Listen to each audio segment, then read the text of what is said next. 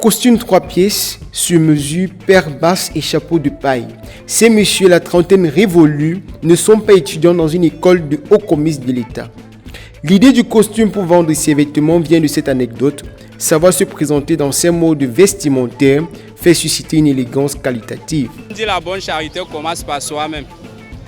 Je préfère être chaud avant d'exposer ma marchandise. Avec une population jeune, amoureuse de la sape et prête à dépenser pour s'habiller, le potentiel est énorme et la créativité bien présente. La preuve avec les fripiers de Trades Ndokoti qui attirent chaque jour des centaines de personnes. Reportage dans ce monde de l'ingéniosité qui ne dort jamais.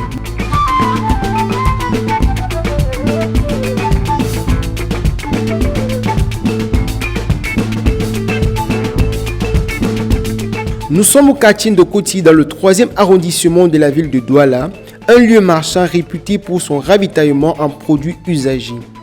Ici, la friperie de luxe règne en maître. Aucun espace aux abords de ce trottoir pierreux n'échappe aux commerçants installés ça et là devant leurs marchandises. Ce mini-marché où s'habiller chic et pas cher est devenu un mode de consommation pour des jeunes clients et dont les costumes qui sont de seconde main viennent d'Europe. Dans l'habillement, il n'y a pas que les costumes. Oui, nous faisons dans l'habillement.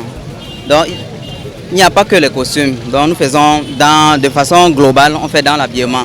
Mais beaucoup plus dans les costumes. J'ai choisi le trottoir d'abord, déjà comme beaucoup comme moi. Quitte à partir de rien du tout. Parce qu'on ne peut pas quitter de rien du tout et aller quelque part. On commence toujours dans la rue avant d'aller quelque part, de se retrouver quelque part.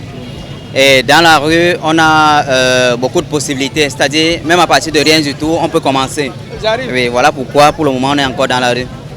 Mohamed et ses confrères commerçants, jeunes entrepreneurs de la friperie, se sont spécialisés dans ce que l'on appelle le premier choix, c'est-à-dire des fins de série. Ici, pas de cabine d'essayage. La transaction s'effectue en pleine rue et les prix varient en fonction de la qualité de l'article choisi par le client ainsi que l'intérêt qu'il porte au produit. Je n'ai rien à faire, j'ai choisi ces métiers parce que ça me permet de survivre avec ma famille. Dans le futur à venir, je souhaiterais m'investir quelque part. Donc je me débrouille ici là pour avoir un peu de capital pour m'investir ailleurs. Déjà, si nous sommes là dedans jusqu'à aujourd'hui, c'est parce qu'on essaye, en fait on s'en sort. C'est pas facile mais on s'en sort, on fait avec lui, on s'en sort. Malgré que l'activité connaît de réelles mutations, ces jeunes entrepreneurs ont fait de leur passion pour le vêtement un véritable business depuis plusieurs années et peuvent réaliser en moyenne jusqu'à 30 à 50 000 francs de recettes par jour. Bon, ça dépend. Il y a le jour qu'on peut même trouver le client, on rentre peut-être avec 30 à 40 000. Il y a le jour qu'on rentre même avec 0 francs, mais on supporte. Il y a deux types de costumes. Il y a la friperie et le neuf. La friperie déjà étant considérée comme un peu moins chère, c'est-à-dire avec 10 à 15 000 minimum, vous avez un costume. Or le neuf, il faut débourser au moins 20 000. Oui, à partir de 20 000 pour le neuf. La friperie de luxe s'alimente des collectes mais aussi des déstockages de grandes marques. Le domaine est présenté comme faisant partie de l'économie de survie mais aussi comme un réservoir d'emploi pour des jeunes qui ont de l'audace. Selon des statistiques datant de 2019, 97% des Camerounais affirmaient avoir eu recours à ce style de vêtements. Le marché de la friperie de luxe fait de l'ombre aux magasins de grande surface. C'est aujourd'hui le secteur qui vend le plus de vêtements sur le continent avec des prix à la portée de tous et un meilleur rapport qualité-prix, surtout au Cameroun où le SMIC minimum est de 36 000 francs CFA.